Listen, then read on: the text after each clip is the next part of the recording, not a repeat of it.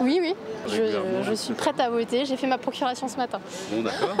Les régionales, c'est l'élection du territoire de la région, mais c'est super, enfin, c'est très important, surtout en tant que jeune. Voilà, c'est surtout notre avenir, quoi. Pas vraiment, si ce n'est voilà, une réorganisation de la région sur les différents sujets, que ce soit l'urbanisme, que ce soit l'environnement, ce genre de choses. On n'y prête pas tellement attention malheureusement et je pense qu'on devrait plus en parler, plus informer aussi les jeunes, surtout les jeunes, enfin encore plus jeunes que moi, donc ceux qui ont la vingtaine.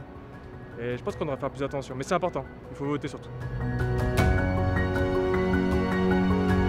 Je trouve qu'on n'a pas assez d'informations là-dessus, de communication, mais je l'avoue, je le reconnais, il faudrait également que je me renseigne un petit peu plus là-dessus parce que c'est important, c'est un sujet important. C'est important pour nous, c'est ce que je disais à des amis, c'est vrai que la présidentielle, on entend beaucoup parler, des choses comme ça. Mais c'est vrai que les régionales, enfin pour nous jeunes en tout cas, c'est pas quelque chose qui est proche de nous en soi. En tant que citoyen lyonnais, c'est quand même intéressant pour moi. Je pense qu'avec ça, du coup, on pourrait s'informer plus et on pourrait se dire « Ah, c'est bientôt !» Alors, une question que j'ai à poser, ce serait éventuellement pour les professionnels. Quelles seraient les mécaniques qui seraient mises en place à destination des professionnels? Alors je sais qu'il y a par exemple le chèque numérique qui a été mis en place pour les entreprises qui ont été dans le besoin pendant la crise du Covid, mais est-ce qu'on va se limiter uniquement à des aides d'un point de vue digital, ou est-ce qu'on va aller éventuellement plus loin sur des investissements, sur des aides qui sont peut-être un petit peu plus adaptées à certains entrepreneurs? Je leur demanderais qu'ils fassent un seul mandat pour uniquement la région et qu'ils s'occupent uniquement de la région, qu'ils ne s'éparpillent pas.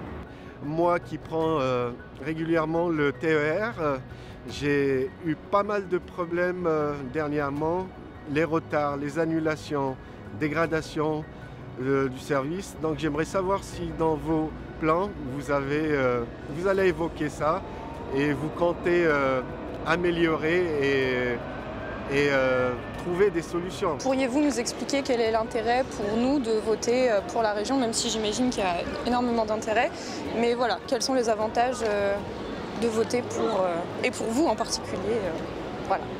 J'aimerais bien savoir justement quel est leur programme et comment ils veulent développer un petit peu la mobilité durable à l'échelle de la région, notamment au-delà de la politique générale. On sait tous qu'on va développer le train et le vélo, mais concrètement, quels objectifs ils ont en termes de desserte TER, en termes d'aménagement cyclable, pour traiter toute cette thématique-là en fait.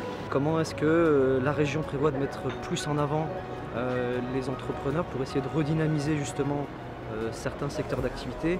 Alors moi je prêche pour ma paroisse, je suis dirigeant d'une agence marketing.